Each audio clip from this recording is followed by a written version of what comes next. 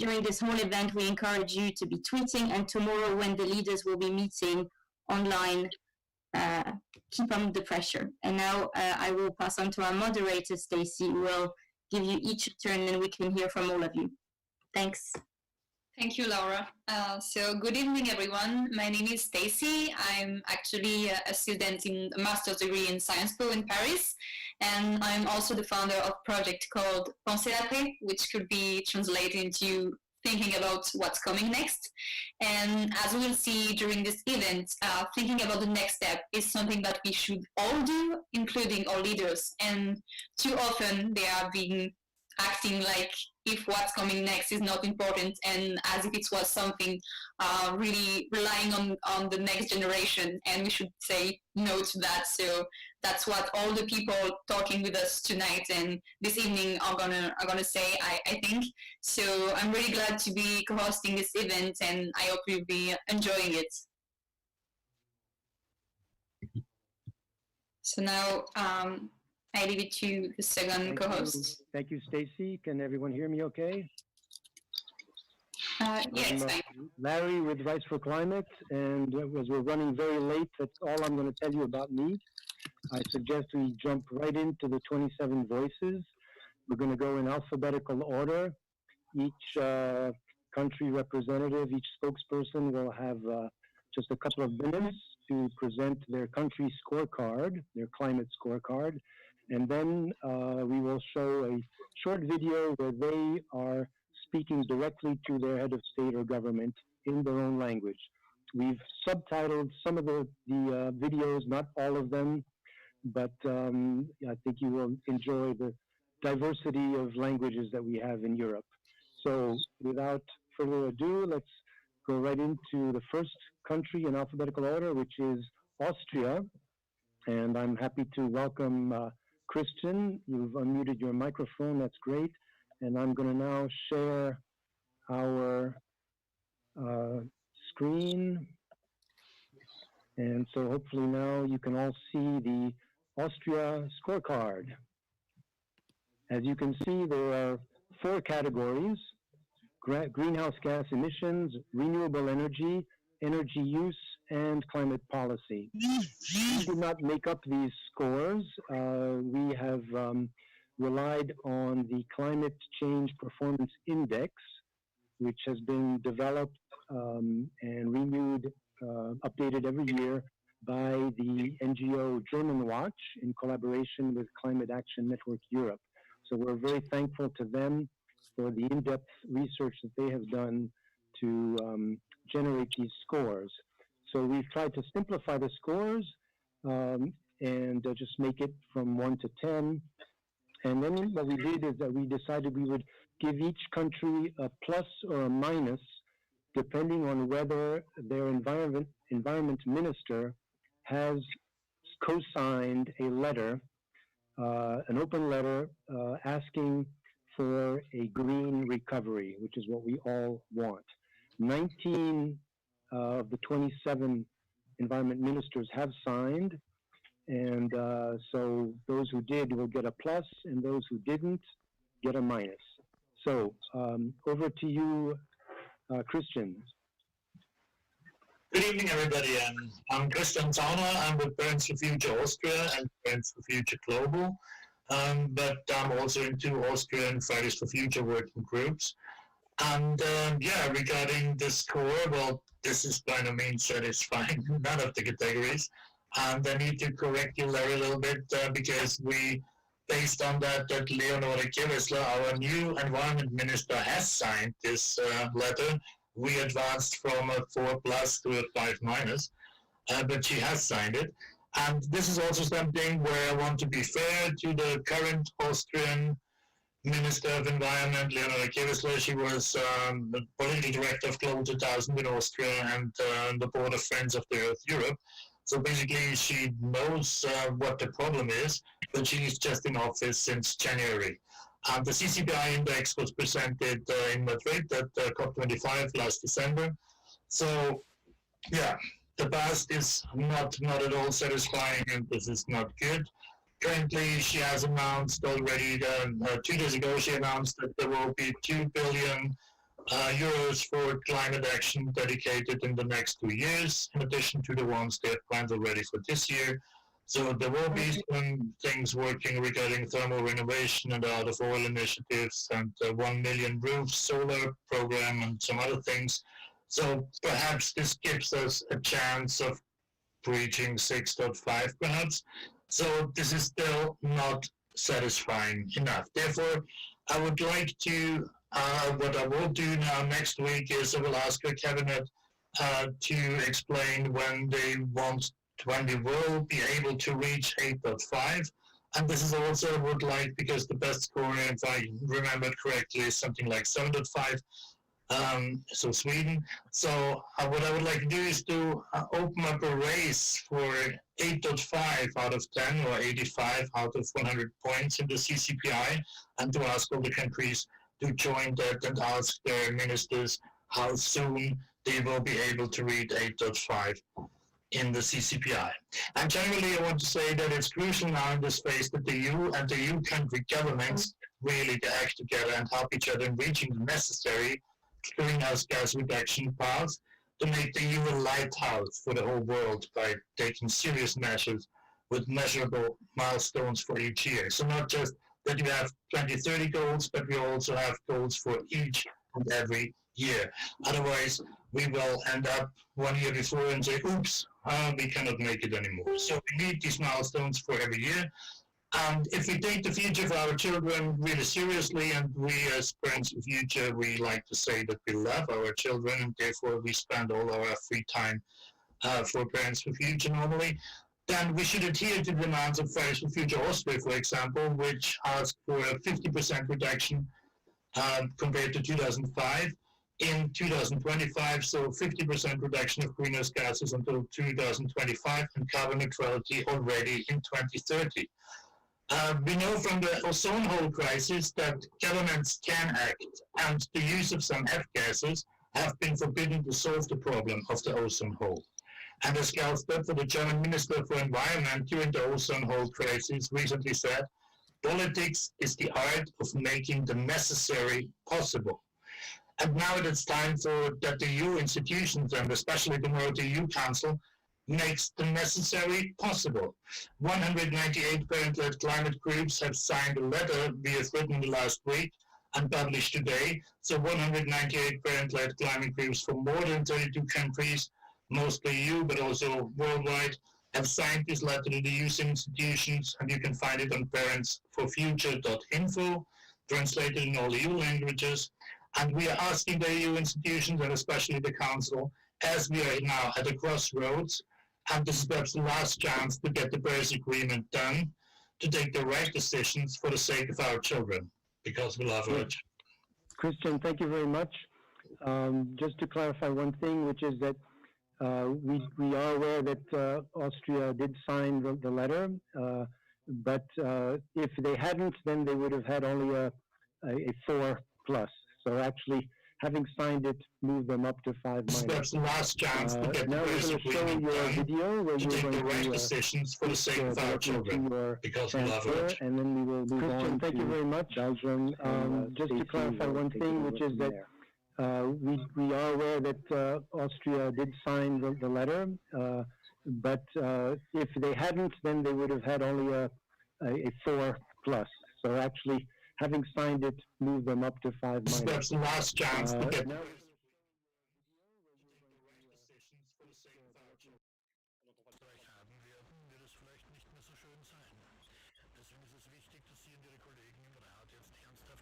Setzen, um Europa auf einen grünen Transformationskurs zu bringen. Wir brauchen eine Ökologisierung aller Wirtschaftsbereiche, Kreislaufwirtschaft und alles, was noch dazugehört. Sie und Ihre Kollegen im Rat haben jetzt die Chance, die Weichen zu stellen. So wie bei Corona ernsthafte Maßnahmen notwendig waren, so ist es auch in der Klimakrise. Jetzt ist es an der Zeit, ernsthafte Maßnahmen zu setzen. Und wie Sie an diesem kurzen Einsatz sehen, sollten ernsthafte Maßnahmen zu Hause beginnen. Österreich ist leider in diesem Index vom German Watch und dem CCPI leider nicht besonders gut gerankt. Wir bekommen dort nur ein 5-.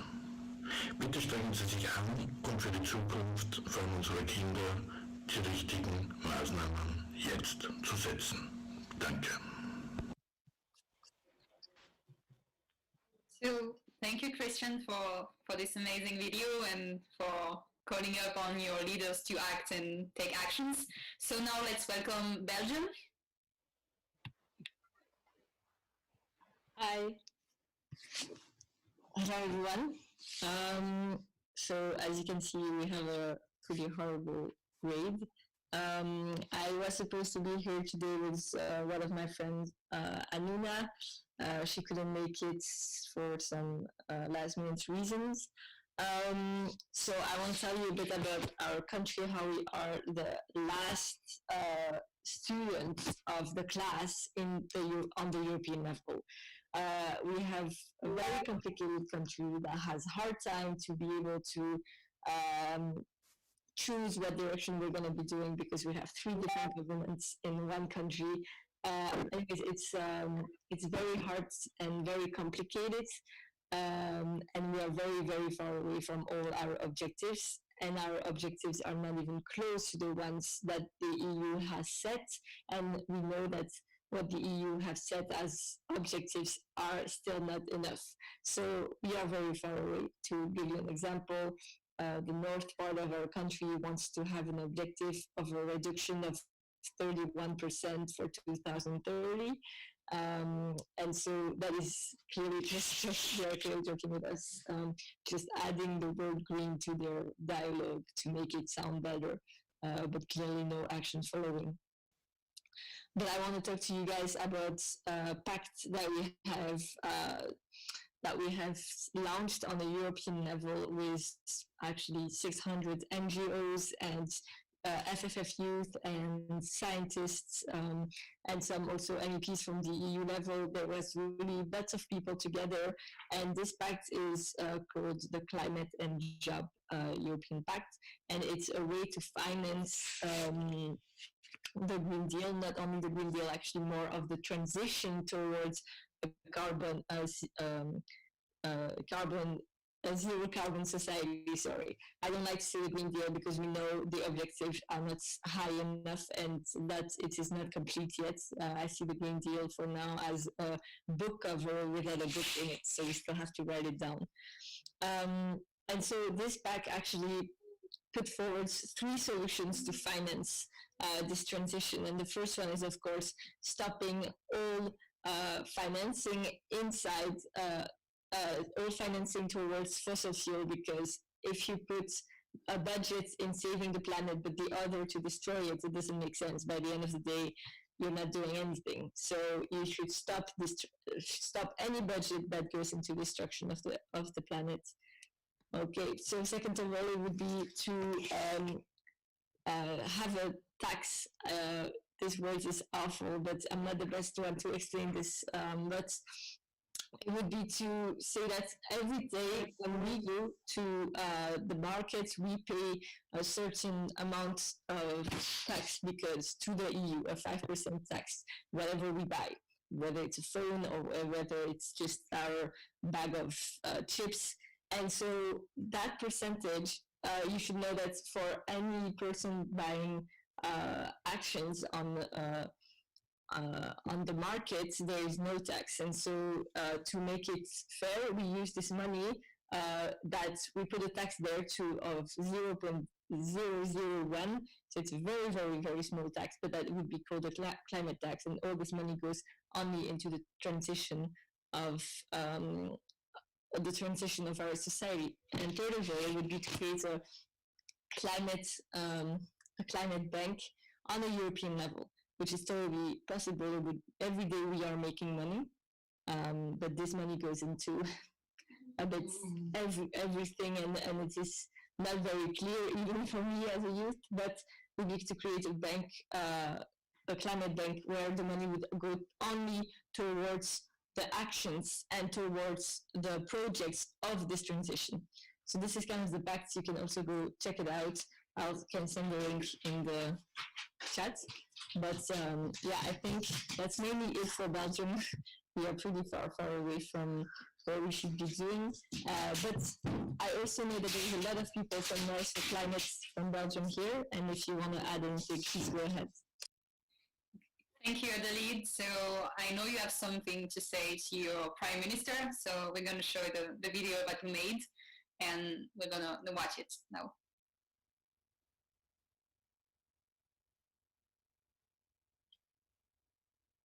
Chère Madame la Première Ministre, chère Sophie Wilmès, la Belgique est un mauvais élève au niveau des accords de Paris visant à réduire le réchauffement planétaire à 1,5 degré. Selon des études de Climate Change Performance Index du German Watch, nous avons un score de 4,5 sur 10, donc en échec. Nous avons pour le moment raté notre examen. Nous sommes aussi classés 20e sur les 27 pays de l'Union européenne.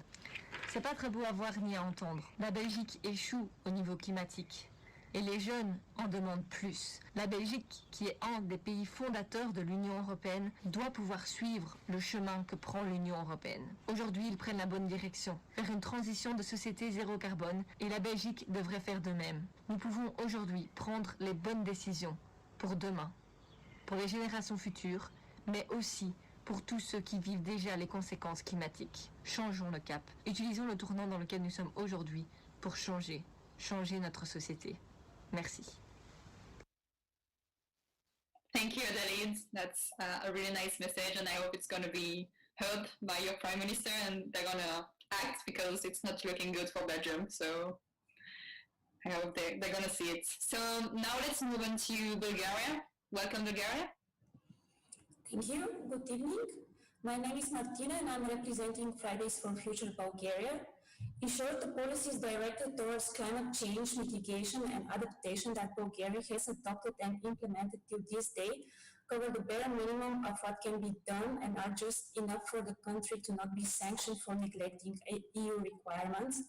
More importantly, there is no official acknowledgement by the government of the need to fight climate change, and the topic is practically missing from the government's priorities and from the public agenda.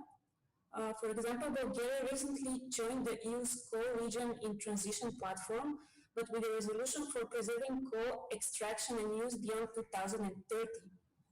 Another example is that solutions for energy efficiency have been included in many municipal planning documents, just to when they provided European level funding, but very few of these public infrastructure projects have been realized.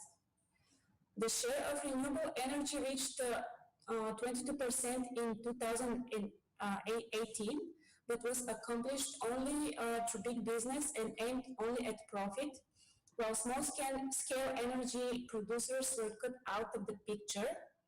The government halted renewable energy support in 2012, and its current ambition for cutting greenhouse emissions until 2030 is aimed at 0% outside the EU emissions trading scheme. Little has been achieved in the past 7 years, and we are doubtful that an increased funding for climate policies will change the picture without being accompanied by stricter requirements for granting this funding. Thank you. Thank you so much. So now again, we're going to see what you have to say to your Prime Minister. Господин Борисов, казвам се Мартина и съм част от Красра в движението Петиция за бъдеща България.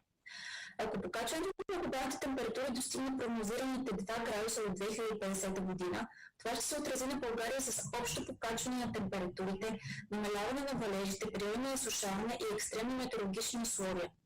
Тези промени са способни подчертано да заличат изцяло икономическия растеж в страната. Горната информация е взета от доклад на Световната банка за България, изготвен през 2018 година по молба именно на МОСВ. Докладът изтъква също дезинформираността на обществото за заплахите от климатичните промени. Страхуваме се, че климатичната криза ще се развие по подобие на здравната криза и ще ни връхлети изневиделица с пълна сила.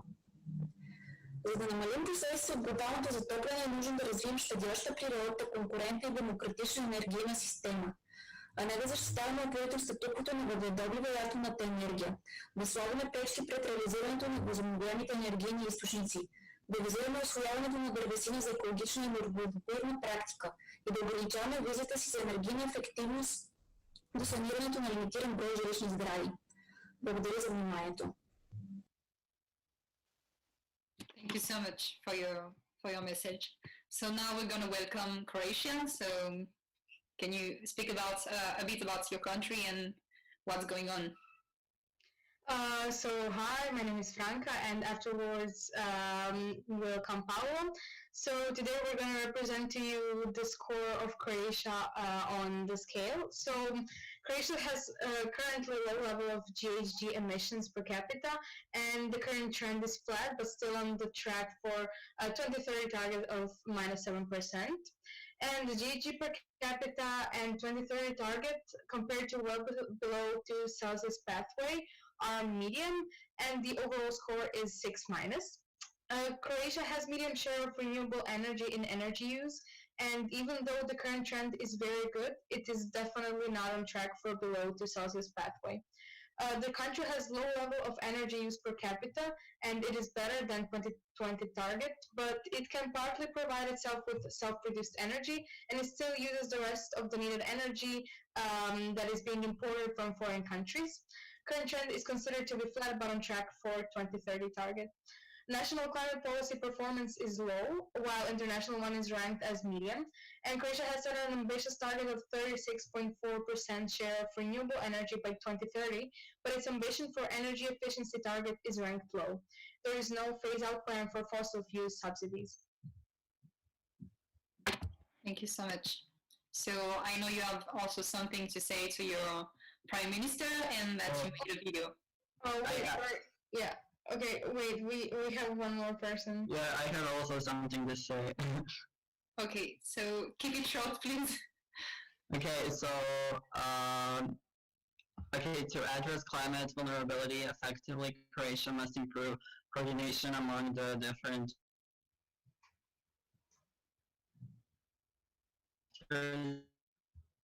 beyond the framework of environmental legislation and become an active element in aiding understanding of causal relationship within the Croatian socio-economical context. And ever since Fridays for Future marches started in Croatia in March of 2019, the eco-activism has been consistently raising, and given wider media attention, there are a great amount of NGOs oriented toward environmental issues, especially preservation of Croatian natural resources and heritage.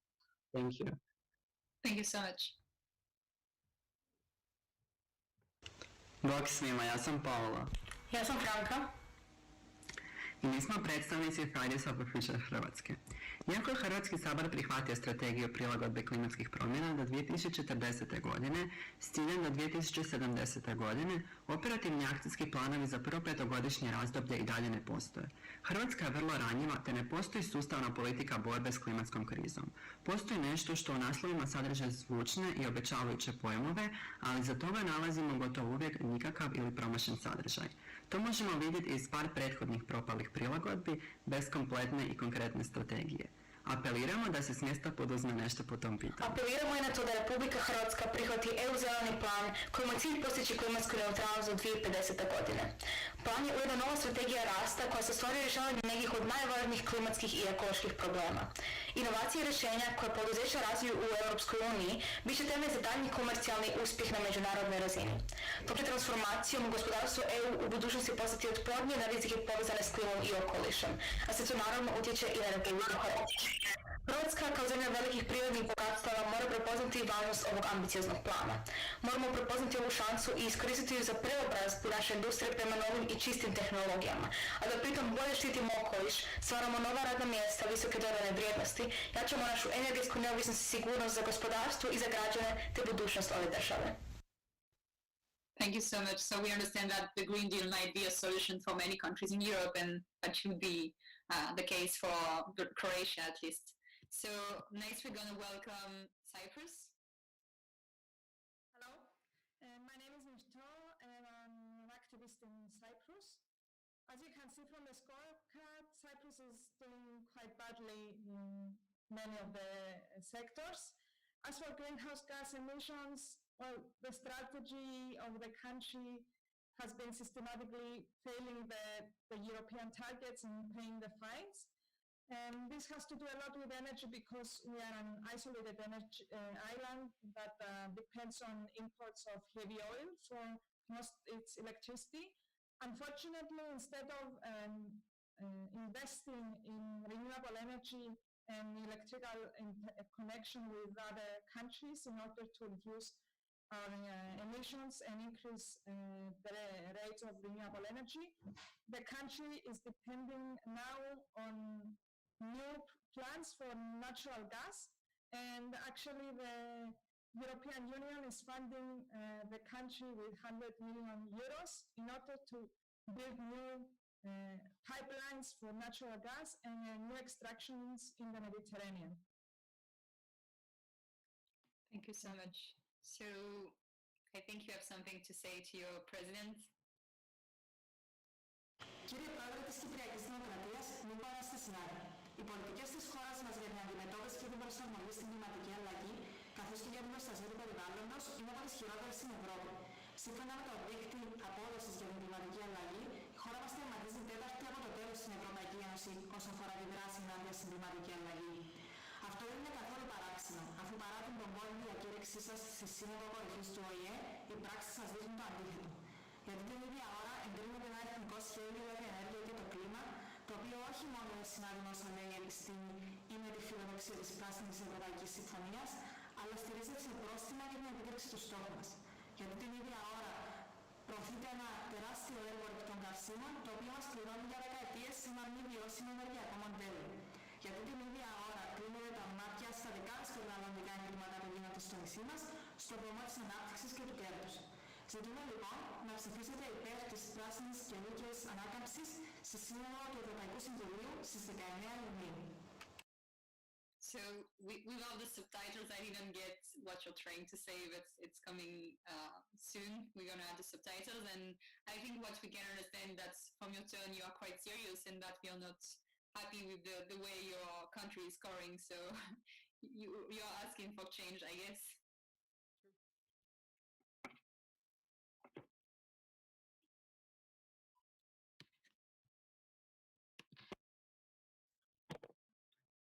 Okay, thank you very much. And indeed, unfortunately, we're not able to subtitle all of the videos, but we will do that after the event, and they will all be available on our YouTube channel. And now we turn it over to the Czech Republic. Hello, my name is Aishka, and I'm from the Student Movement Fridays for Future Czech Republic.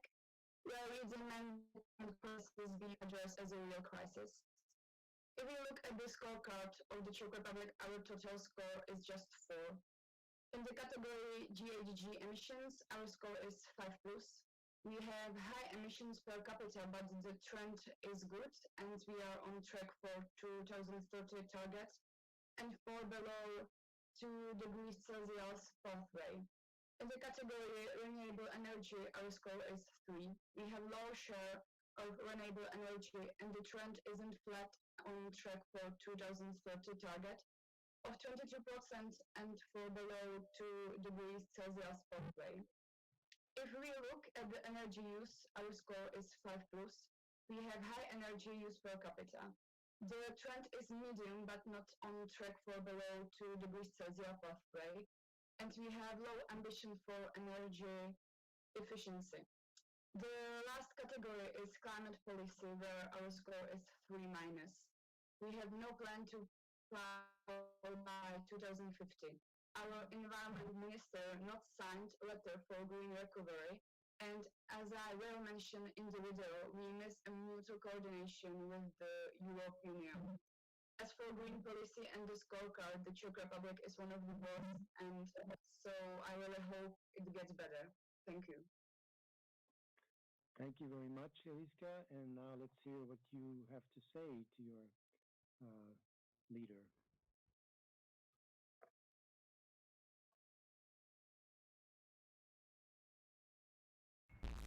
Vážený pane premiére Andrej Babiši, popsali jsme 5 nejdůležitějších ekologických problémů, se kterými se Česká republika potýká a vláda je moc neřeší. Monitoring důsledků globálního oteplování je podle nás nedostatečný. Nesouhlasíme s momentálním způsobem financování zemědělství. Biodiverzita a udržitelnost, stejně jako zmenšování velikosti polí a tvorba mezí, by měly být důležitým aspektem pro zisk dotací. Naše vláda plánuje řešit sucho budováním vodních nádrží. Je potřeba hledat přirozené cesty pro pomoc retenční schopnosti vody, než násilné zasahování do krajiny. Náš způsob nakládání s odpadem je potřeba změnit. Nemáme zálohový systém a způsob materiálu recyklace je nedostatečný. Skoro 50% elektřiny u nás pochází z uhlí. Provoz elektráren je prodlužován místo jejich zavírání a nemáme plán pro dosažení uhlíkové neutrality a vzájemná koordinace Evropskou unii v tomto odvětví. Thank you very much. And now let's move right on to Denmark. Hello, Denmark. Yes, hello. I'm Sophie from the Danish Youth Climate Council. So Denmark is scoring quite well compared to some of the other countries, but we still can't.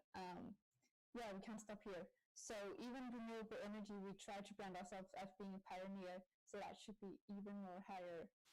We still have almost 40% of our energy coming from oil, and the current energy actually increases.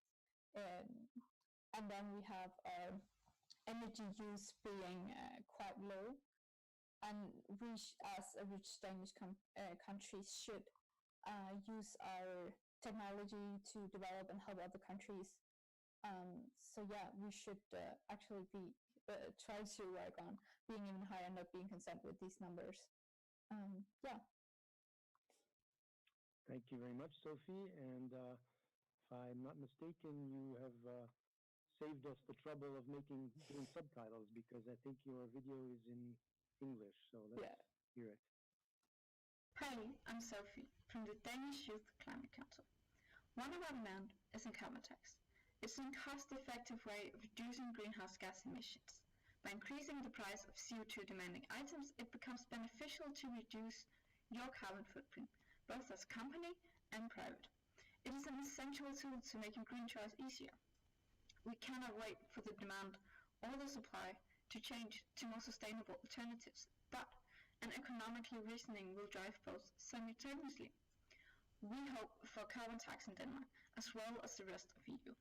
At the moment, the most common argument against carbon tax in Denmark is the fear for companies moving abroad. By standing together in Europe, we can diminish this fear for everyone.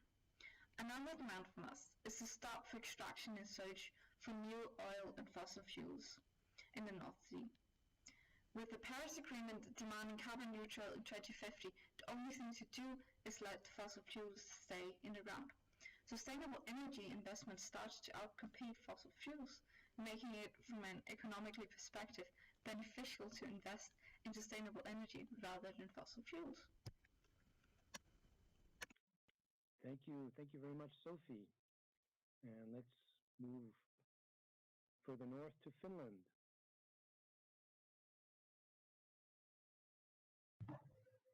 Thank you.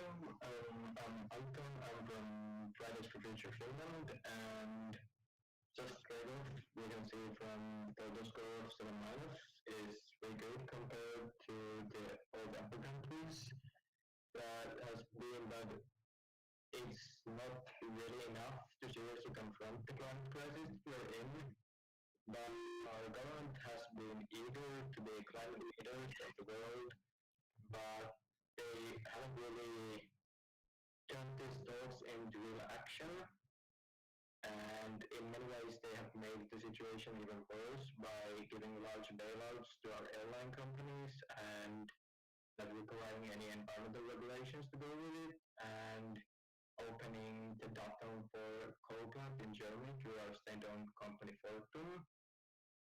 But on the more positive side, they have pledged to carrying out the phasing of coal by 2030 and passing climate laws to reach 70% emission reduction target by 2030 compared to 1990. These are both really good first steps, but we need real action soon, and we hope that the EU summit will give us a green European Union recovery plan, which will really turn please listen to the reality. And yeah, thank you. Thank you very much. And let's see, I think we didn't quite follow alphabetical order, but now we have Estonia.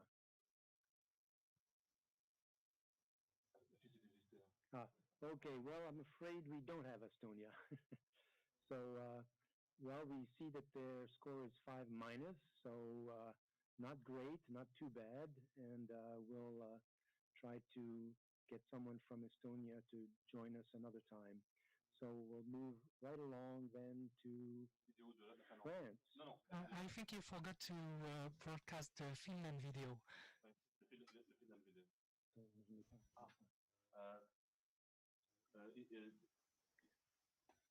Sorry, we don't have the Finnish video here. We'll see if we can show it a bit later, but in order to keep going ahead, we'll go ahead with France. Sorry about that. I understand. Hello everyone, I'm Ro from France, and I'm here with Mathis. I'm from Citizens for Climate, and Mathis is here for Youth for Climate France. We cover the scorecard in the video we prepared, so let's focus on the message we'd like to send to European leaders. We are shouting out in the streets our concerns about our future and desire for change for 2 years. Almost nothing happened. Leaders are silent and non-existent, but we know that the solutions are already here. We could invest 7 billion euros on 7 strategic sectors.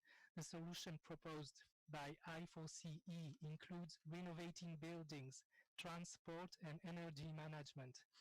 Those 49 billion euros are necessary to begin a real ecological transition that prioritizes climate and jobs. Yet the French state chose to use this money to save obsolete industries and sectors without ecological obligations. We urge everyone to support climate and jobs along the European Climate Finance Pact. According to them, bring all the way forward an ecological transition could create 5 million jobs opportunity in Europe and 900,000 in France. To make this happen, we need courage and bold decisions from both states and companies so we can help the workers to switch jobs to have better working conditions and a sense of purpose. We won't support any of sustainable development that doesn't include real international social justice. We won't support any form of greenwashing that leaves us, the vulnerable people, behind. We will keep on you, European leaders, so you can actually have a bright future and a livable Earth. We will keep on pressing you, European leaders, as long as you continue to play with your future. European leaders, especially Mr. Macron, Mr. Philippe, and all the French government, make the good choice. Please. Thank you. Thank you very much. And now let's see what you have to say to Mr. Macron. Monsieur le Président, nous exigeons de votre part des actions fortes pour le climat et la justice sociale. Je suis vous et au nom du collectif Citoyens pour le climat en France, je m'adresse à vous ainsi qu'à tous les décideurs européens. Depuis des décennies, nous savons que l'empreinte de nos activités est insoutenable pour nous et le système Terre que nous déréglons. Je constate que nous, citoyens, réduisons déjà nos consommations, soit car nous l'avons choisi, soit car nous y sommes forcés dans un système économique inégalitaire qui persévère à se maintenir indéfiniment dans un monde aux ressources limitées. Le Climate Change Performance Index vous attribue la note de 6 sur 10. Mais qu'est-ce que ça change d'avoir une note plus que passable si cela ne permet même pas de respecter les accords de Paris et de limiter le réchauffement global à moins d'1,5 degré. La crise sanitaire actuelle nous montre à quel point il est important d'anticiper et d'agir avant que les prévisions ne deviennent la réalité. C'est à vous d'agir rapidement en appliquant les mesures proposées par les 150 citoyens tirés au sort pour la Convention citoyenne pour le climat et en vous appuyant sur les travaux du GIEC. L'Europe a un rôle majeur et doit s'engager dès maintenant sur un véritable Green New Deal, sur des véritables plans de relance qui assureront à tous des emplois stables et compatibles avec la décarbonation de nos économies et de nos modes de vie. Sur toutes ces choses-là, nous y serons extrêmement attentifs. Nous nous mobiliserons à chaque fois que cela sera nécessaire jusqu'à ce que nous soyons entendus. Thank you very much, Hu. Now it's time for Germany. Yeah, hello. I'm Lila and I'm representing Germany.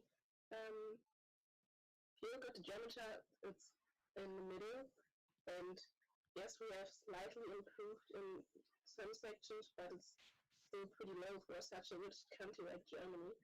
We have a little bit less of GHG emissions, and we have plans on taking more measures for renewable energy and also for the public transportation sector. Also, there's a carbon price planned coming for 2021 and coal phase out in 2038. But there's still not an actual plan for that. So we'll see if this is just a number they put up to say it. But actually, we have a quite good score on climate policy because we're advocating for the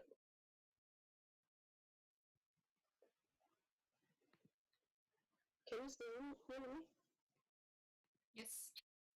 Okay, sorry. So now we can move on to your video and see what you have to say to your chancellor. Wir richten uns an Frau Merkel, wir richten uns an Frau Ursula von der Leyen, wir richten uns an die Abgeordneten im EU-Parlament und im Bundestag und wir sagen, so geht es nicht weiter. Wir sagen, das machen wir nicht mit. Es gibt keine Pläne in der deutschen oder europäischen Politik, die kompatibel sind mit dem Pariser Klimaziel. Es gibt keine Politik, die uns ermöglicht, auf einem sicheren und ökologisch intakten Planeten alt zu werden. Und es gibt keine Politik, die gewährleistet, dass wir von den Straßen runtergehen können. Denn es sieht richtig, richtig schlimm aus. Deshalb wehren wir uns. Und deswegen sagen wir nicht mit uns. Deshalb fordern wir tatsächlich einen schnellen Kohleausstieg. Deswegen fordern wir eine Politik, die sich orientiert am Wohlergehen der Menschen und nicht am Wohlergehen der CEOs und der Lobbys. Deshalb fordern wir eine Politik für die 99% und nicht für die 1%. Und deswegen fordern wir eine Politik für die Zukunft und nicht für gestern. Wir machen das nicht mit und wir hören nicht auf zu intervenieren. Thank you so much, Germany. So now I will pass it on to Greece. So hello everyone. As you can see, we have a 6- as our main score. Before going in and analyzing the different aspects of it, I just want to say about a month ago, our government passed a bill which will let companies do drillings and oil testings in protected areas. As we understand, this will have a huge effect on the environment and will be very destructive. Going on, our greenhouse gas emissions are very high per capita, but we're also trying to change that right now and we're on a good trend. The renewable energy, on the other hand, is not on track for the well below 2 grad Celsius pathway. So we need to change that and get with renewable energy. Our energy use is medium use per capita and is also on a good trend right now. Our climate policy, we don't really have a national climate policy. Our leaders have often said that they want to change that and want to better it, but we haven't seen results.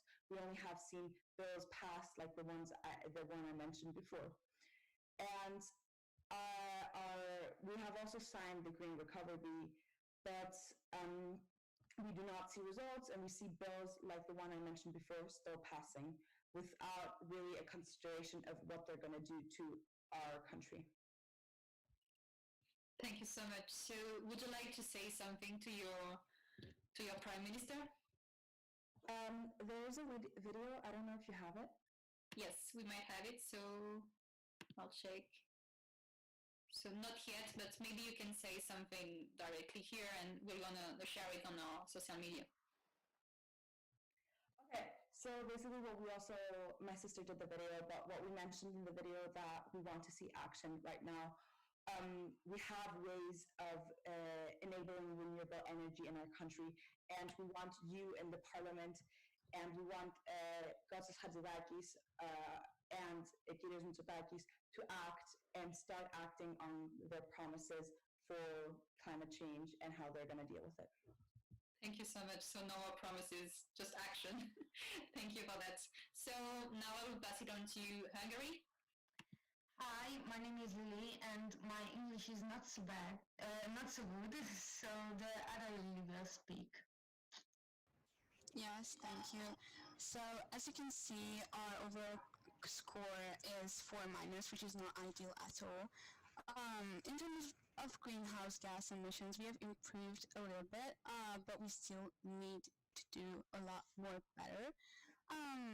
For renewable energy, in the past 7 years, we have improved almost nothing, and we are incredibly far from our goal. The problem with this is the government could use renewable energy, but they don't use this opportunity, and they don't want to invest in renewables. In terms of energy consumption, our values have decreased in very small quantities, which is not ideal at all. Also, a little bit about what our country should be focusing on. First, we should focus on carbon neutrality, and also we should focus on creating new green jobs in all areas, thus providing meaningful protection and the resumption opportunity for those who lose their jobs. The government should increase the influence of local governments and they should support local communities, because that way we can address the effects of climate and ecological crisis much more better. Yes, they should not support industries that pollute our health and wildlife, and they should end the era of disposable products, because it's still not at a good rate. We should organize the selective waste collection system so that it is accessible, transparent, and well-functioning everywhere, because right now it's completely a mess. We need to increase the use of renewable energy throughout the country, because we are still very much into the fossil fuel industry. We need to take every opportunity to avoid the pollutants, and the government should transform the water management system as well. We should not waste drinking water, and yes, Hungary is very, very far from where it should stand. Yeah, thank you. Thank you so much, Lily. And do you think your Prime Minister should do something today, and how should he act?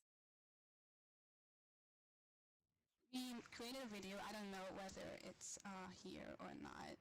No, it's not here right now, so that's why I'm asking to you directly, and to see if you have any further comments on your country position, on what you should do or stop doing, actually. Do you want to speak on that, Lily?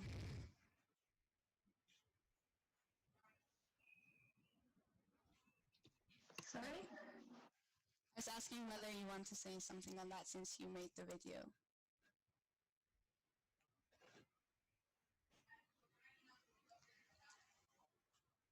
Maybe she doesn't want to. I think our video is fairly good, and sorry that we can't show it right now. Okay, so we'll post it on social media, and I think it should be fine. Thank you so much. So now we can move on to Ireland.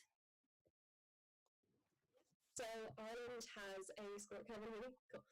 Ireland has a score of 5-, so not doing too well. We have massive gaps between our targets right now and what we need to get to keep below 2 degrees warming.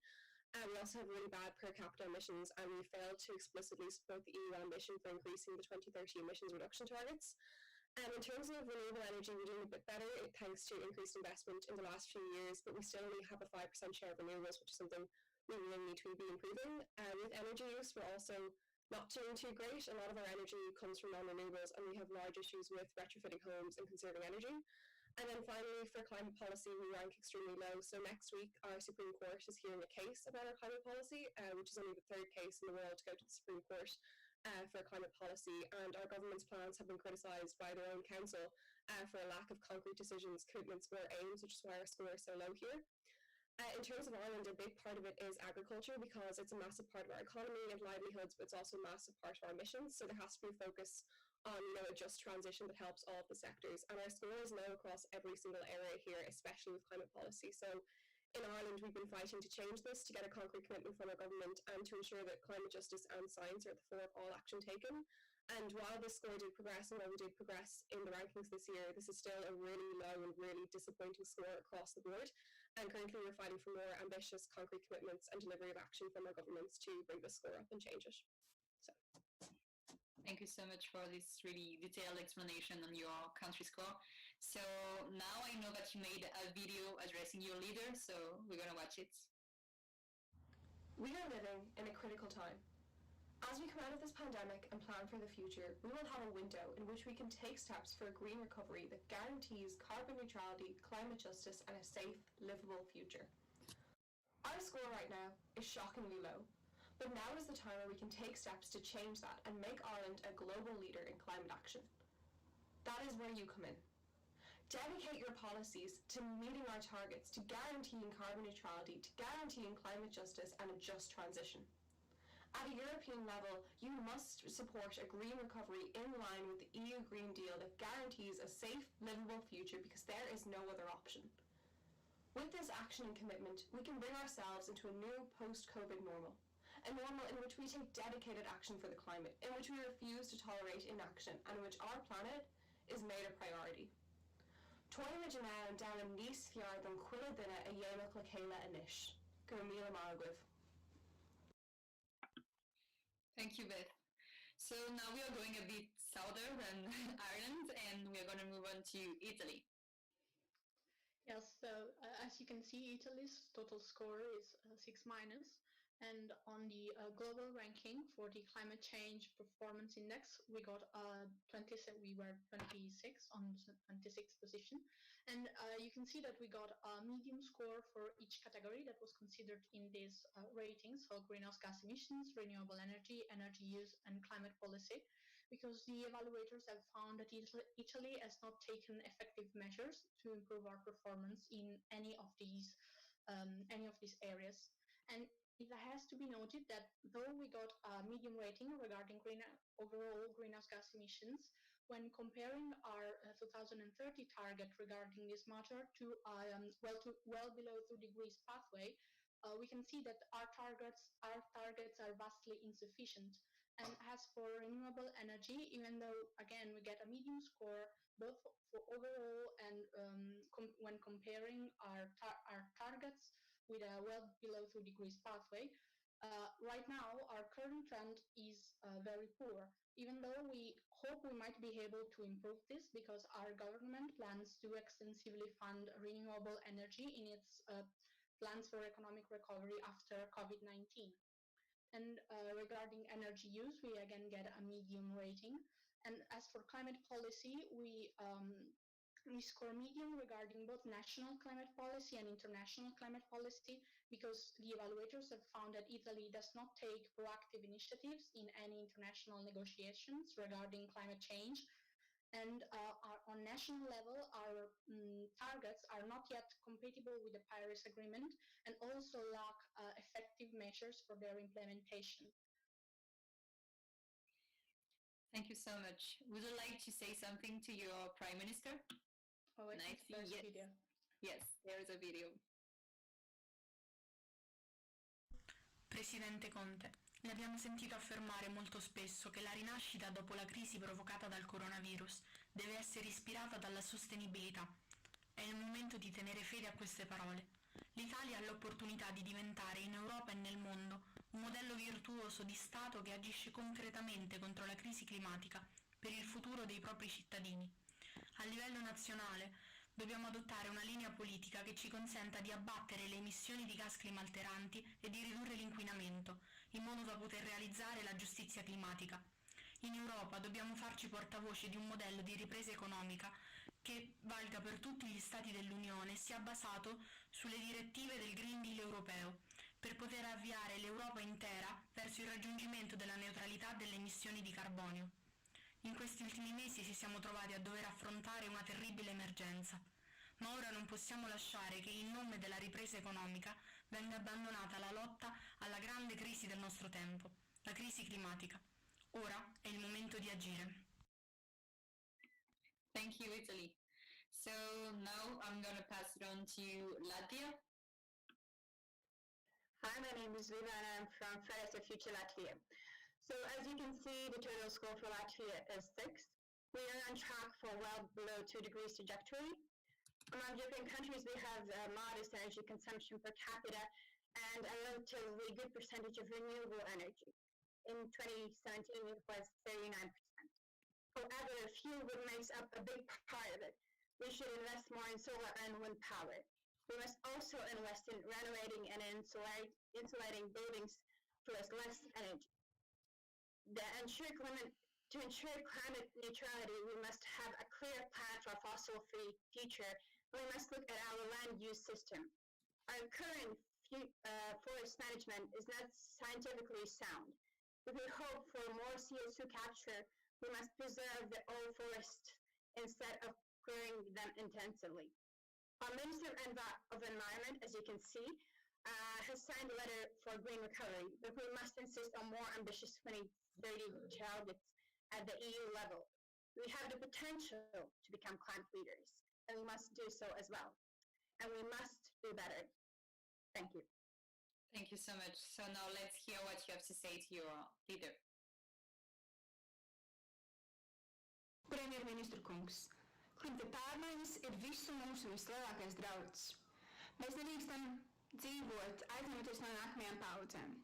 Runājot par attīstību, mēs nedrīkstam neatkarties no ziņas par dabu, tās resursiem un to robežām. Šobrīd mēs ļoti bīstami balansējamies uz tām un turpinām iet arī nepareizajā virzienā un turpinām sūtīt atmosfērā arvien vairāk siltumnīca efekta radošās gāzes. Ir nepieciešama steidzama klimata rīcība. Eiropas Savienībai un tās dalībvalstīm ir jārāda piemērs pārējai pasaulē par to, kā samazināt šo emisiju daudzumu un kā veicināt dabu saudzējošāku ekonomiku. Jā, šobrīd Eiropas Savienības līmenī ir zaļais kurs ar mērķiem līdz 2050. gadam. Tomēr nepieciešams saistoši un ambiciozi mērķi jau līdz 2030. gadam. Līdz 2030. gadam ir jāsamazina emisiju daudzums Eiropas Savienības līmenī par vismaz 65%, salīdzinot ar 1990. gada līmeni. Latvija vairs nedrīkst slēpties aiz zaļās valsts maskas. Arī mums ir jādod sava ārtava pasaules ciņā ar klimata krīzi. Es, Fridays for Future pārstāve un arī citi pārstāvi, aicinām jūs domāt par Latviju un Latvijas nākotni un nepieļaut, ka mūsu un nākamo paauģu dzīves un labklājība iet bojā. Paldies! Thank you so much. So now we understand that we have to act today to really ensure a good future for all the generations. So we're going to welcome Lithuania. Yes, hello. Well, Lithuania is going forward. As we see, we have a score of 6+ with a going on climate policy. Well, still our politics didn't decide to sign the green recovery letter, and we have still a lot to do. There are some good changes, like some cities now stated that they will ban plastic bags from the whole city. We got various campaign spots about how to reuse cups and how to get better on it, but still, like, Lithuania has poor to no facilities about recycling, really basic stuff that a lot of other countries have. And we are still focusing and hoping that our government will improve that part by partly. Also, public transportation, most of it is just bus, no trains, no electric, only gas, like benzene-used buses, and that's not a good thing right now in Lithuania, and we're hoping that we will reach out to them and that people hear us and will work on that. Thank you so much. Do you have anything else to say to your leader? Yes, dear Gaunesta and environmentalist Masakai, we hope really that you're focusing on us, that you're listening to the science, because You can talk for hours and months and years in the parliament, but climate change is not waiting on you. That's it. Thank you. Great. Thank you so much. I'll take over now from Stacy, who has to leave us, but I really want to thank her for co-hosting with me. And let's move very close to Belgium, Luxembourg. Hi, so I'm Natasha and I'm part of Youth for Climate Luxembourg.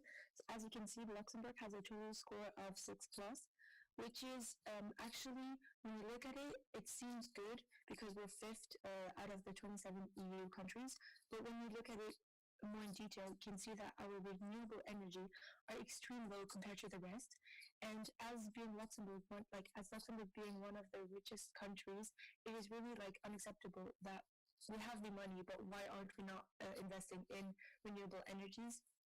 And the Luxembourgish government actually has a really high goal for 2030, but it's still not enough. So the goal is to reduce by 55%, which is higher than most other countries, but still it is not enough to stay under the well below 2 degrees path.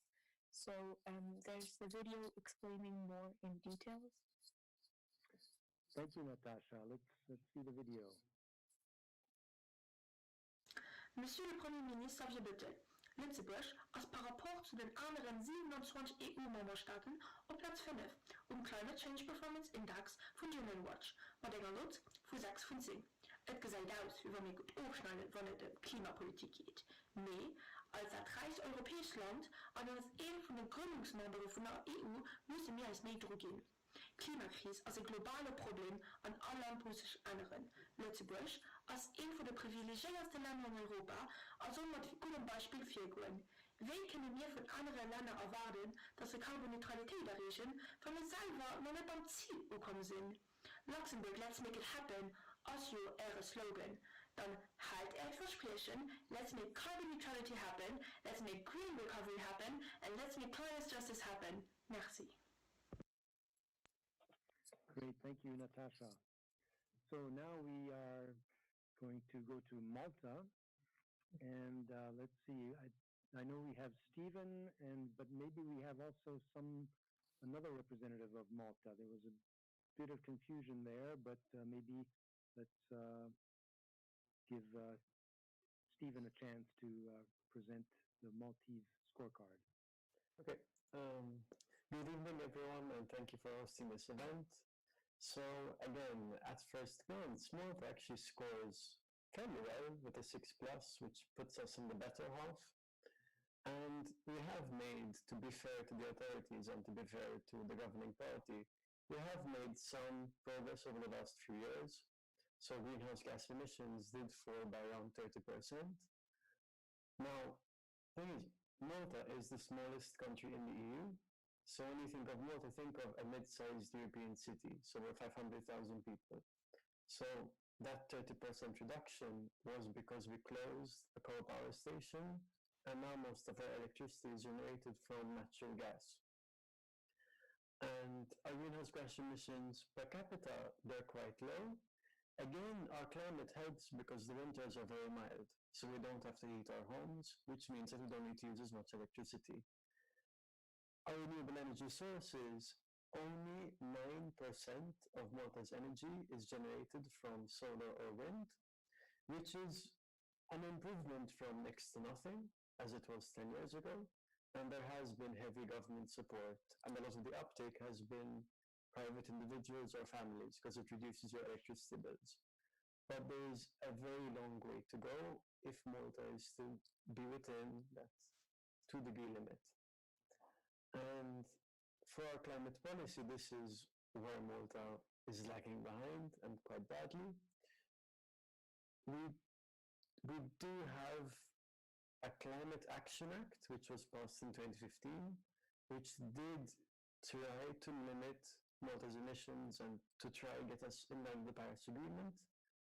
But there's a big debate over if that act can actually be implemented, how will it be implemented, and in fact the new environmental minister who started his job in January, He is currently developing a new low-carbon development strategy, and he's taking feedback from all sectors of society.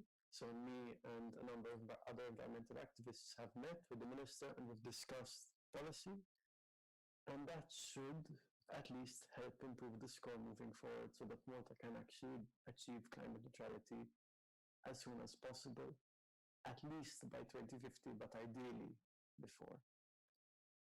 And now, as a message to my Prime Minister and to the Cabinet, the biggest issue is going to be in implementation.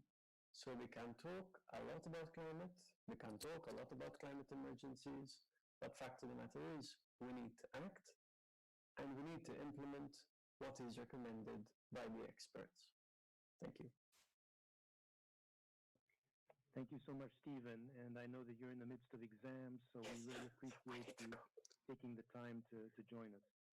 And so now we'll move to Netherlands. And do we have Eve? Yes, I'm here. I hope you can all hear me well. So I'm Eva from the Netherlands, and this is our scorecard, which is not that great, a 5+. I think basically the scorecard kind of speaks for itself because the only thing we do score well on is climate policy, and that gives a fairly good look into the Dutch approach into climate measures, because the framing here is kind of, so we have good policy, so we're doing well, and there aren't any problems, or there are problems, but they're not that bad. And the thing is, we have good targets, but we've never actually made any targets, and we're not on track at all for well below 2 degrees Celsius. And our government was taken to court that they had to do more to reduce greenhouse gas emissions, and they've been fighting that ruling since 2015. So that doesn't show much dedication. Basically, the Netherlands says it will adopt more progressive climate policy if other countries do the same. But only adopting policies is not going to help if you don't implement them also. So that's what I call for in the video that I think you have, to take the leadership role that the Netherlands claims to already have and to lead by example. Great, Eva. And I think we should have your video right here, so let's hear it. Thank you. Beste premier Rutte, Nederland moet een leider zijn in het tegengaan van klimaatverandering. We horen het u keer op keer zeggen. Maar hoe kan een land een leidende rol claimen op een thema waarop haar eigen prestaties ver onder de maat zijn? We gaan de agenda-doelstellingen waarschijnlijk niet halen. Het is de absolute ondergrens waaraan we moeten voldoen om het Nederlandse volk te beschermen tegen de ergste gevolgen van klimaatverandering. En uw kabinet kiest ervoor om onvoldoende te doen om dat te bereiken. Als we het al gaan halen, dan komt het door de tijdelijke teruggang in de uitstoot van broeikasgassen, door een verschrikkelijke crisis die heel veel mensen hard raakt, en helaas niet doordat uw kabinet inclusief klimaatbeleid uitvoert. In de Climate Change Performance Index staat Nederland op plek 29 van 61 landen. Van de 27 EU-lidstaten staan we op een vrij middelmatige 16e plek. Op beleidsniveau scoren we beter. Het is zelfs de enige factor die maakt dat we niet ergens onderaan bungelen. Als we echt een leidende rol aan willen nemen, dan moeten we niet wachten op EU-beleid, maar erop vooruitlopen. En niet alleen beleid maken, maar het ook uitvoeren. Stel klimaat centraal in het economisch herstel. Neem de ambities van de European Green Deal niet alleen over in het Nederlandse klimaatbeleid, maar overtref ze. En begin vandaag met uitvoeren. En niet pas als anderen het ook doen of als we uit de huidige crisis zijn.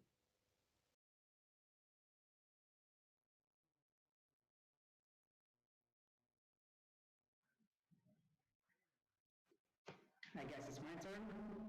Hi everyone, good evening. My name is Piotr from Poland. I have this pleasure that I'm not very happy to do that because there is nothing to be proud about. We are the last. Poland is the last one in the scorecard, in the ranking of Climate Change Performance Index. I will quickly tell about those criteria here and have a few comments. So we score bad in GHG emissions. We are traditionally a coal-based country, and there is no I don't see a vision to change that soon. More than that, we are burning a lot of lignite, which is the brown coal, very bad one, and with a very values, little calorific values. So really, this brings also a lot of many other issues, not only GHG emissions, but also toxic emissions, air emissions, pollutions, and water use. There is a lot of problem in that in Poland. Then renewable energy, I don't see so much renewable energy happening around. We have water, we have wind, we could really use that more, but it's not really happening because of little or no support from the government. Energy use, we score here a little bit better because maybe the use, yes, it's not so much, but it's also per capita. That's why, because we are a big country, so if you divide per 38 million people, then this per capita use is not so bad. But we are going in the wrong direction. We are actually, every year we are using more and more. And then climate policy, honestly, I don't follow. I don't know what is happening now at the governmental level, but I know that the climate minister is the one that was chairing the COP in Katowice. He was super happy when the agreement was achieved. He was even jumping over the tables. But in his work currently, I don't see a lot of on that. Even worse than that, I see that there is a push to build more incinerators, waste incinerators, which is clearly against climate again, and also nuclear power plants. So a lot of money is going in the wrong direction instead of really putting that into renewable resources. And more than that, the Polish minister hasn't really signed the letter for green recovery, which is very sad. I really don't understand this action. Poland is benefiting a lot from European funds, and I urge if Charles Michel, the head of the council, is listening to that, I urge to take some consequence. If countries are not really taking this letter and green recovery on board, they should be really banned from accessing those big European recovery funds. So if you can go ahead now with the video, please. Thank you. Thank you, Piotr. And so yes, let's play the video. Szanowny Panie Premierze, mam dla Pana bardzo ważną wiadomość dotyczącą przyszłości nas wszystkich, naszego zdrowia, bezpieczeństwa i kieszeni. Sytuacja w kraju i na świecie wymaga znacznie większej ambicji w polityce klimatycznej. Nie ma czasu do stracenia. Kryzys klimatyczny odczuwamy już dzisiaj. Naukowcy od lat mówią o jego przyczynach. Chodzi o węgiel. To nie jest żadne czarne złoto, tylko nasza narodowa klątwa kosztująca nas zdrowie oraz miliardy złotych rocznie. Te pieniądze można by wydać lepiej na sprawiedliwą transformację energetyczną, angażując to polskie firmy. To zapewniłoby lepsze miejsca pracy, bezpieczeństwo energetyczne i szanse dla polskiej gospodarki. Tymczasem jesteśmy w ogonie międzynarodowych zestawień w tym obszarze. Ostatni w Unii Europejskiej. Pandemia musi być otrzeźwieniem. W ramach wyjścia z niej musimy inwestować w mądre rozwiązania w zgodzie ze środowiskiem i klimatem, z gospodarką o obiegu zamkniętym, w rozwiązania bezodpadowe i niskoemisyjne. Słuchajmy naukowców. Oni mówią, że to jedyna droga. Założenia klimatyczne Europejskiego Zielonego Ładu to podstawa w wychodzeniu z kryzysu gospodarczego wywołanego przez pandemię. Odbudujmy lepszy świat. Odbudujmy lepszą Polskę. Dziękuję.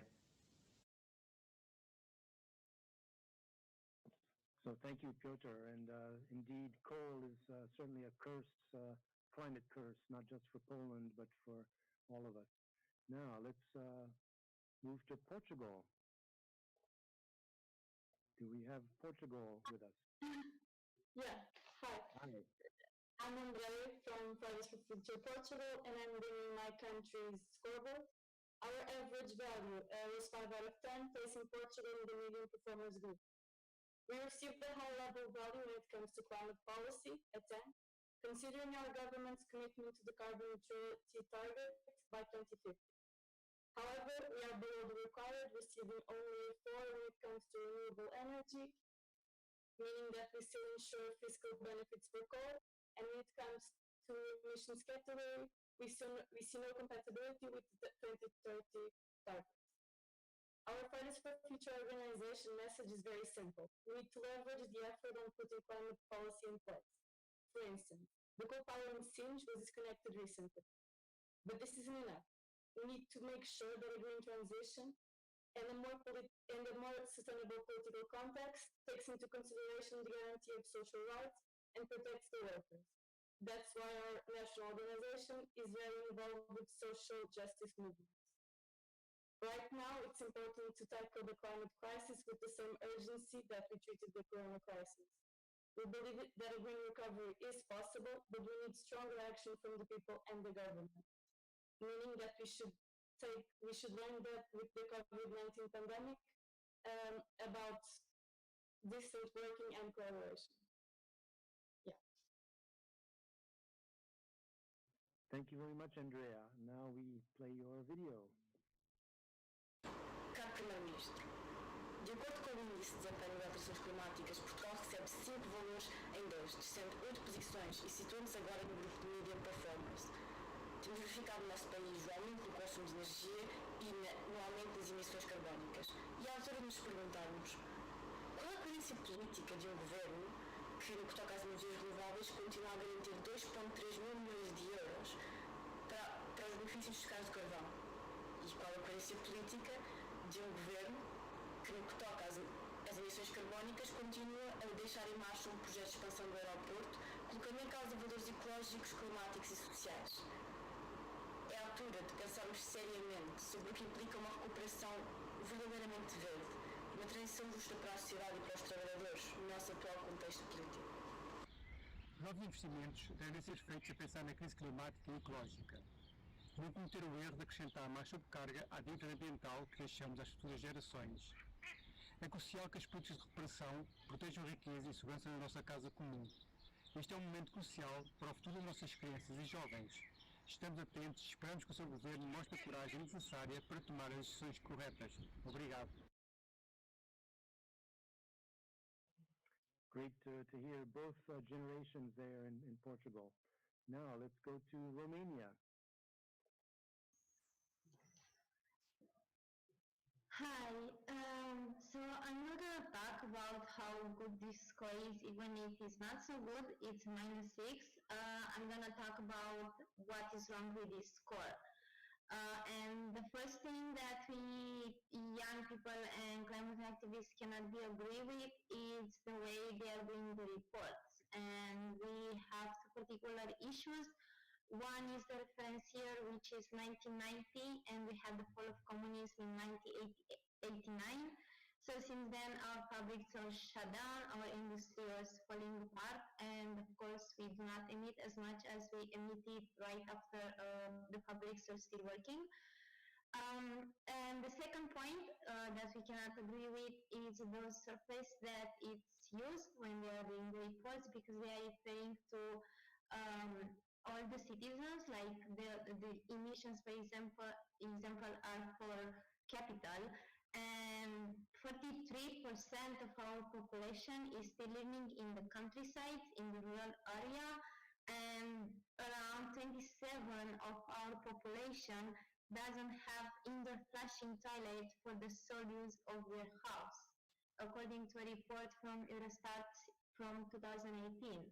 So in these conditions, of course, like many people in our country are not emitting as much, but the truth is that in the cities we cannot breathe, we are dying, and we have so much pollution, and we have so less implementable plans that the European Union decided to give us a sentence for air quality, and not only that we have a sentence, we have 4 other infringement fines from European Union because we do not respect the norms that they impose.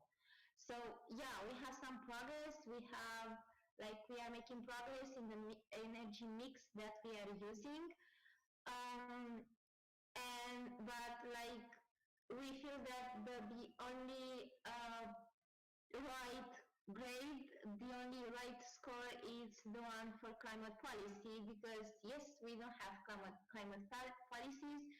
Yeah, we signed the Green Deal, and yeah, we are supporting, and we are like talking about a lot about our sustainable plans, but the truth is that in action we do not implement anything, or the plans that we do are so poorly and so badly made that they don't fit with what European Union is saying, and furthermore, the European Union, it says that those are not applicable plans. So this is what I have to say about this great. We don't think it actually shows the real situation in Romania.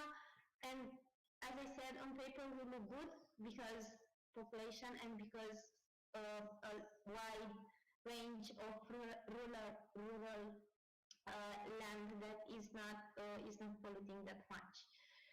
So yeah, this is all what I have to say about this grade. Thank you, Madalina. And so we see that clearly in Romania, CO2 emissions are not just a climate issue, but also a serious health issue. Is this your video?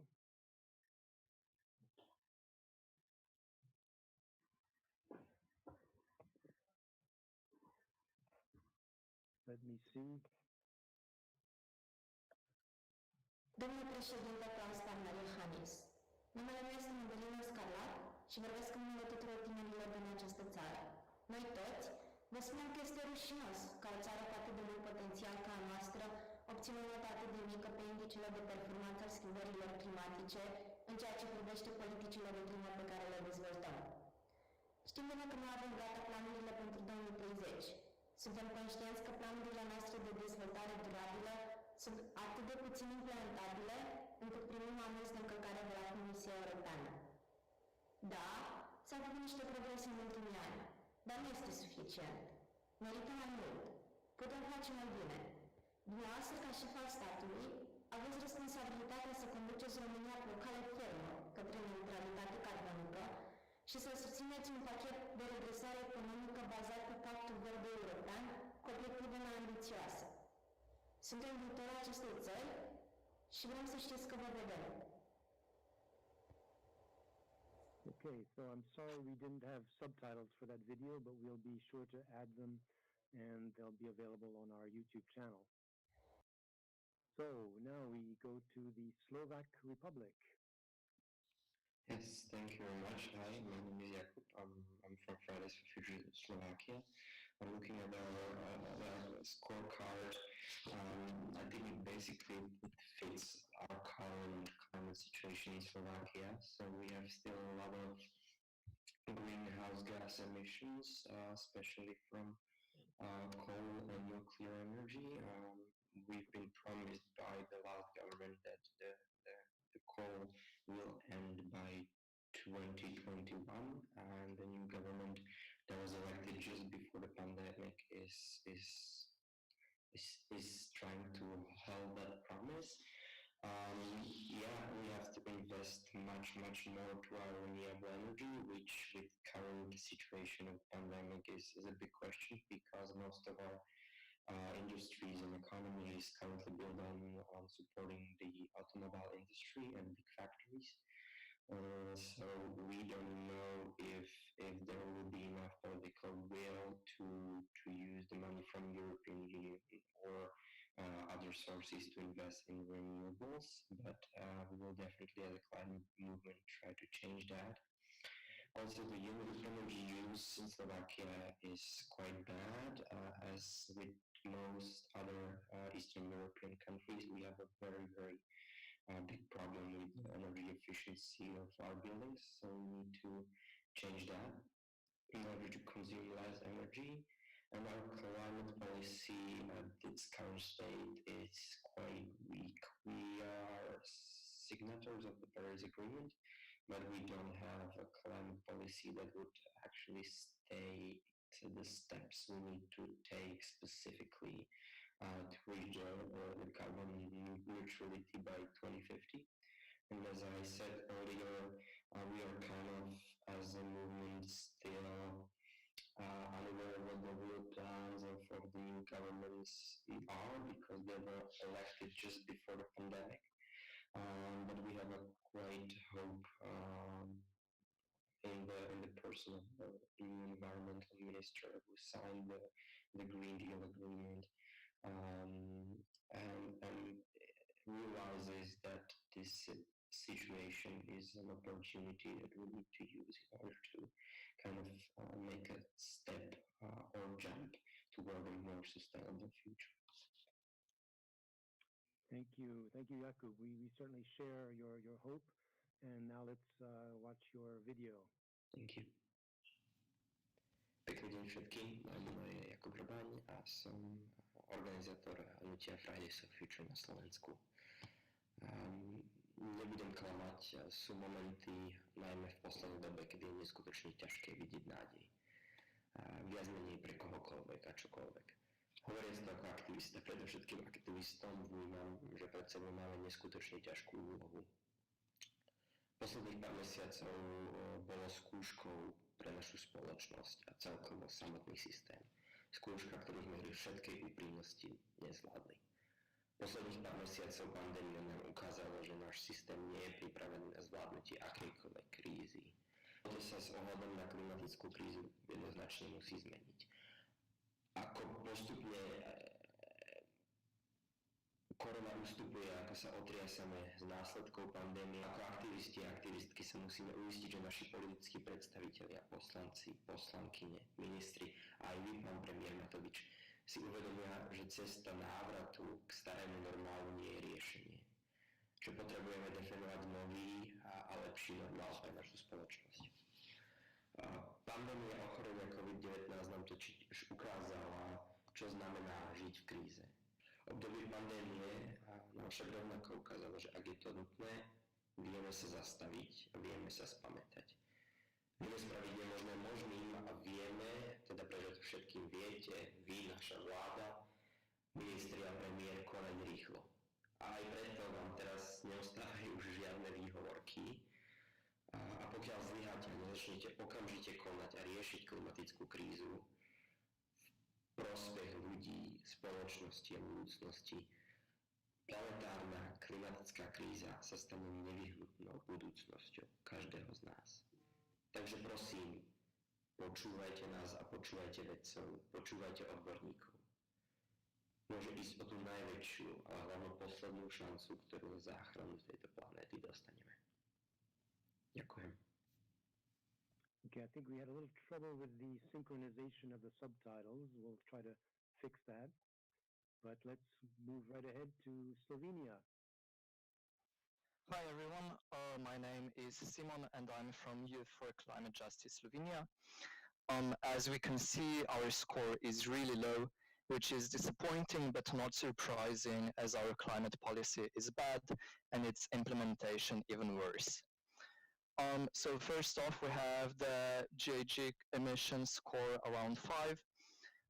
To kickstart the economy after the pandemic, the government is planning several infrastructure projects, including widening highways and building new ones, even though transport is the biggest source of emissions in our country. 1/3 of our electricity comes from coal power plants, and there won't be any coal phase out until at least 2050, which is way too late. At the same time, the percentage of renewables is stalling at around 25%. One single factory continues to use 10% of all electricity in Slovenia. That's why our energy use is still way down at around 5. And our climate policy is bordering on the red zone. This is because there is no continuity in policy between governments whatsoever, let alone in its implementation. Lastly, I'd like to point out that our video does not address our Prime Minister Janez Janša directly. Mr. Janša has compared our peaceful protests to Nazis, extrajudicial killings, and paramilitary groups.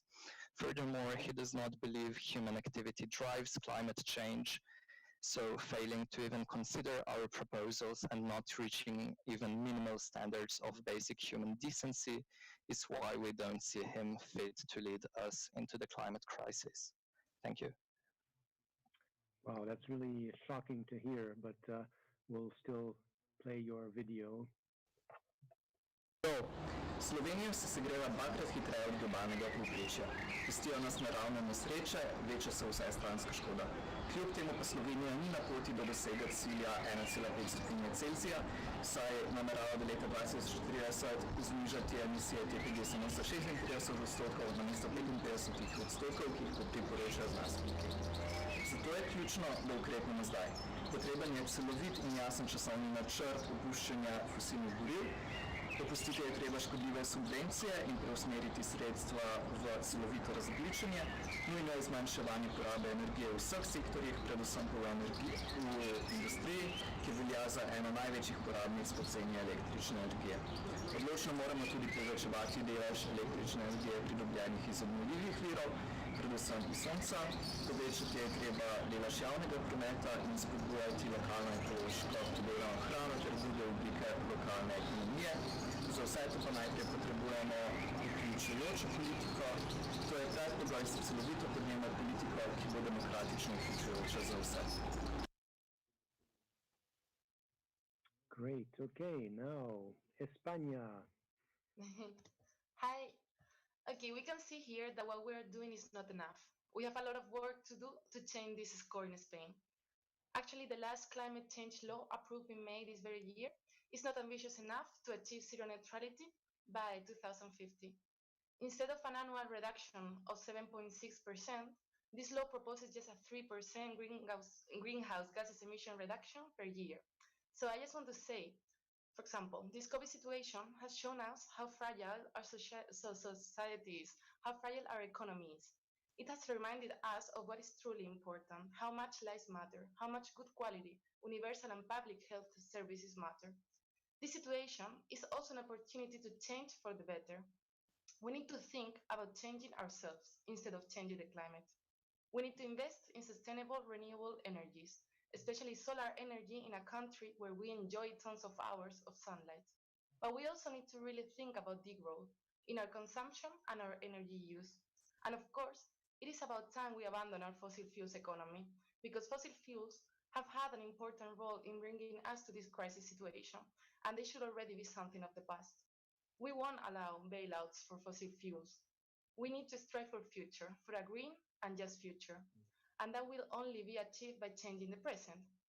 And Pedro Sánchez, our leader, he can change that tomorrow. So I just want to say to him that please do not change us. Do not fail us, sorry.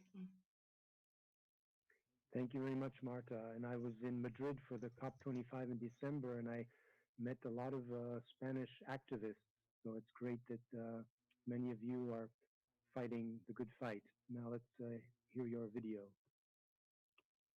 Mañana se reúnen los líderes políticos de la Unión Europea para hablar sobre la problemática global del cambio climático.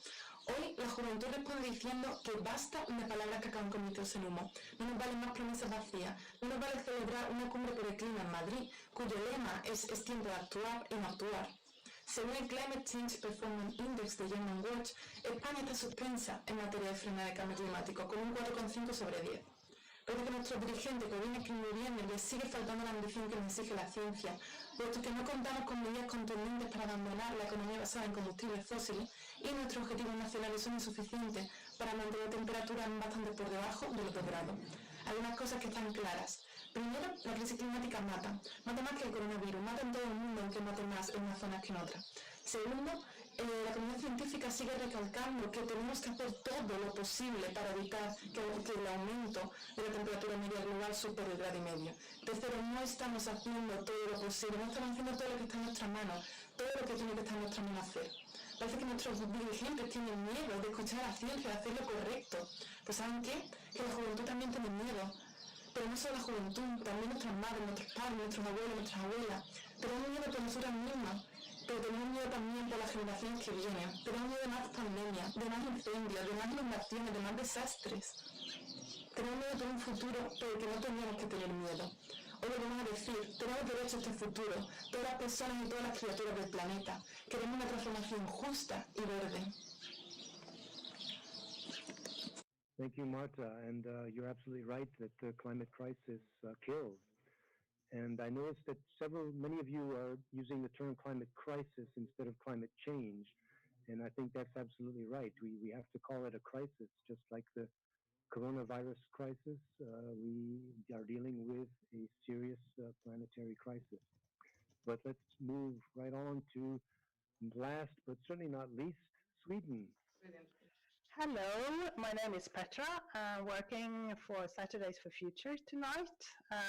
As you see, our score is 8, which surprised me a lot because I don't think we do really good in Sweden. And I think our score is mainly because we have a large share of renewable energy. Because we're not good. Looking at our consumption of our carbon dioxide, we consume 10 ton carbon dioxide each year, and a planet can only bear 1 ton each year. And our national experts, they say that with our current ambition, we will not reach the achieve of the Paris Agreement goal. So far, our government haven't set any climate demands to the companies that have been receiving financial support because of COVID-19, which I think should be mandatory. We have good examples. We have in France and we have in Austria where they have set demands to the airplane companies. For instance, in Austria, they have told Austria Air that they're not allowed to sell cheap air tickets, neither air flights which are below 3 hours, which I think is very, very good. Yes, thank you. So thank you very much, Petra. Yeah. So now we'll show your video, but you're absolutely right that even a score of 8 is not that good. It just shows that you're doing a bit better than other countries, but really, I mean, if we want to, be able to stay below 1.5 degrees temperature increase, I think every country should be scoring a 10. So we've got a lot of work to do. Yeah. Kära statsminister Stefan Löfven.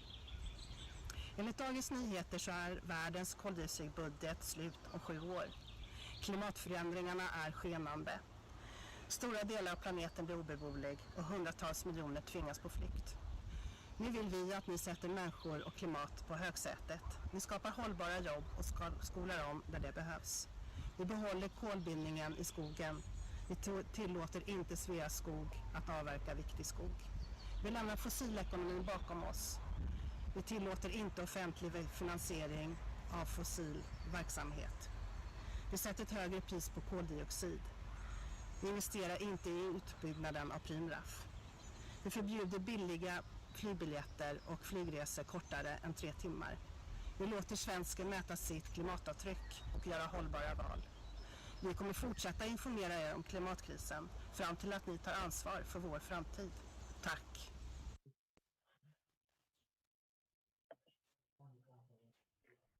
Okay, well, that concludes our Eurovision-style tour of Europe. Thank you to all 27 voices. And now I think we have some closing remarks from my colleague Laura. There she is. Hi there. I'll keep it short and sweet, and I really like the last sentence at the end of Petra's video. Take responsibility for our future. That's what we've been asking again and again. And I think all of you here today, first, very informative as well to know what's going on in the individual countries, because we see the scorecards, but then we have the reality behind them. So thank you all for that. And also, I think what is very clear is that we do not only want a green and just recovery after this crisis we just all faced, but we also want some coherence, and we're willing to continue the fight and stay strong. And I think all of you seem extremely determined. We are as well. And yes, all these messages will be sent to your leaders. We hope you do the same, and everyone's watching, send these messages around so they hear us, and then we're going to continue pestering them until they do something, because that's what we can do and that's what we will do. So I'm sure there's certain people who prefer to hide behind the pillow, put their hand in the sand, whatever expression you want to use. This is the reality. There's no going back to the before or to the business as usual, as lots of people like to use that expression.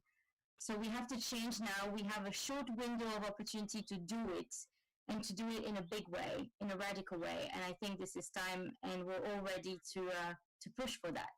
So thank you all. Thank you to the people who are watching us. And yeah, keep fighting the good fight, and see you soon. We want to just apologize to those whose videos we were not able to show. But we will, as I said, put them on our YouTube channel. We'll share them on our Facebook page.